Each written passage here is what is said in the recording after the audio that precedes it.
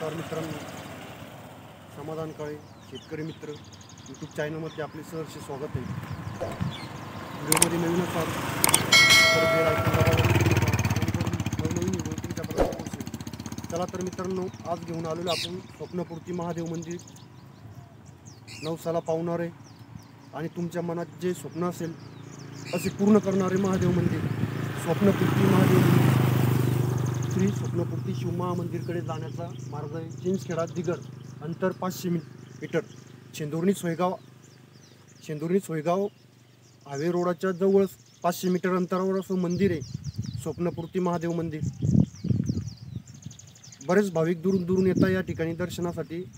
आज म्हणजे महाशिवरात्री विशेष भरपूर प्रमाणात अशी गर्दी असते. दुरून दुरून लोक पाहण्यासाठी व दर्शनासाठी इथे येत असतात.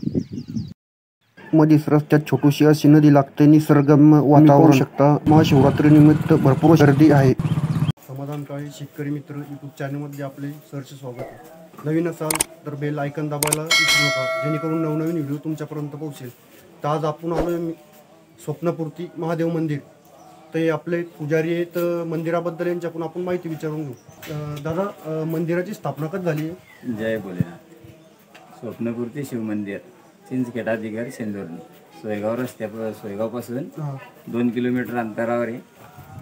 याची स्थापना आम्ही 30 वर्षाच्या अगोदर एक छोट्याशा ओट्यावर केली होती.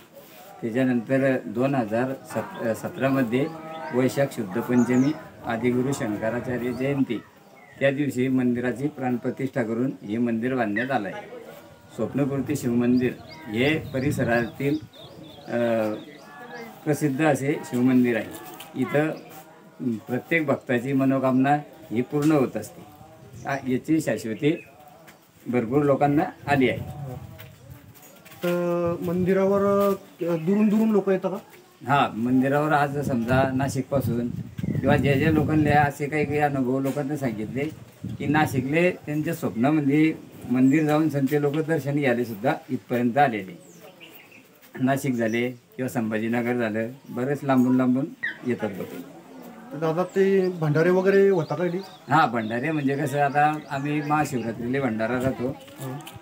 शिवरात्रीच्या दिवशी फराळानंतर भंडारा आणि श्रावण महिन्यामध्ये 1 महिनाभर अनुष्ठान असतं इथं. यावर्षी श्रावण महिन्यामध्ये शिवमहापुराणाचं संपूर्ण वाचन 1 महिनाभर झालं. तर पूर्ण 1 महिना वाचन होते? हां, 1 महिनाभर, श्रावण महिन्यामध्ये 1 महिनाभर संपूर्ण. तर आता समजून घ्या, शेंदुर्णी सोयगाव रोडापासून जवळच 500 मीटर अर्धा किलोमीटर रोडापासून 500 मीटर अंतरावर.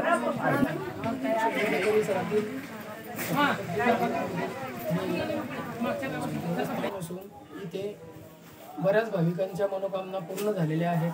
त्याचबरोबर हे जागृत देवस्थान असून इथली सेवा श्री हिरालाल माडी हे बघतात. त्यांनी काही लोकवर्गणीतून काही त्यांच्या पदरचे पैसे खर्च करून इथे मंदिराच्या जीर्णोद्धाराचं काम केलेलं आहे.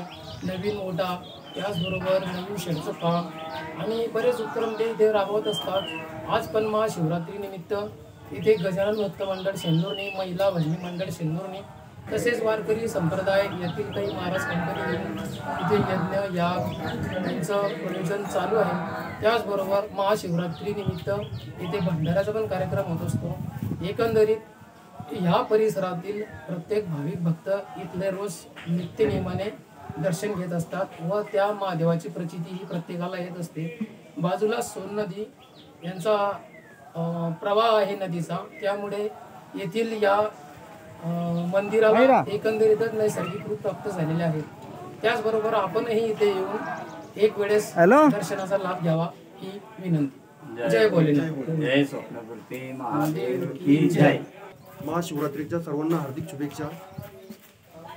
व्हिडिओ आवडला असेल लाईक करा, शेअर करा, फॉलो करा आणि बेल आयकॉन दाबायला विसरू नका, जेणेकरून नवनवीन व्हिडिओ तुमच्यापर्यंत पोहोचेल.